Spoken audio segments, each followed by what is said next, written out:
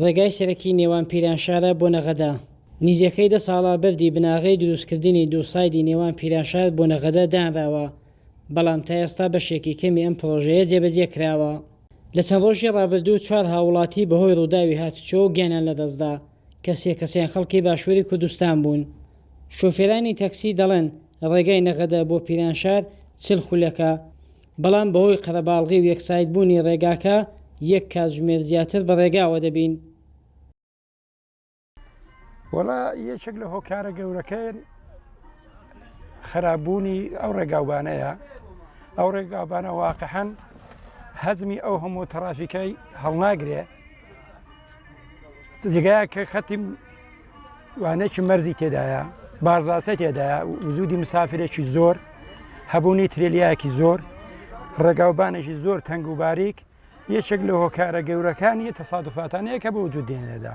لە نەغەدەی ئەگەر دەست دەکەین بە حرەکەتکردن هەتاوانەکێ ڕێگایەکی بۆ 45 کیلومتری بازە وەختای خۆ لە ساعتێک و 10 دقیقە سەعاتێک زیاتر دەدا کە لە وەختی ئەو نزیک 10 ساڵ دەگوزارێ هێستا ئەو ڕێگابانە چانەکراوە. ڕێگای نێوان پیرانشار بۆ نەغەدا 46 کیلومترە و بە ڕێگای مەرگ ناسراوە. ساڵانە بەهۆی خراپی ڕێگاکە چەندین کەس دەبنە قوربانی.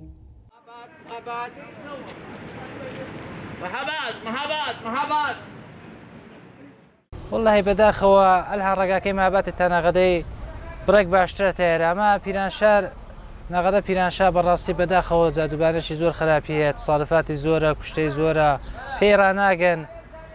قەرارە چەند ساڵە قەولیان دابیکەنە دووباندا دەست بەکار بوونە کارێکی وایان نەکردووە، کارەکەیان هەونێ دەشکەن بەجێ دێڵن 4 ساڵ لە 5 ساڵە خەریکەنەوە بەمە 200 کیلومتریان کردو بەجیانشتۆ دیسانەوە خەریکن نە دەیکەن و بەجێ دێڵن دەیکەن و بەجێ دێڵن نا مشکلی خۆیانە مشکلە کەسێ نازان.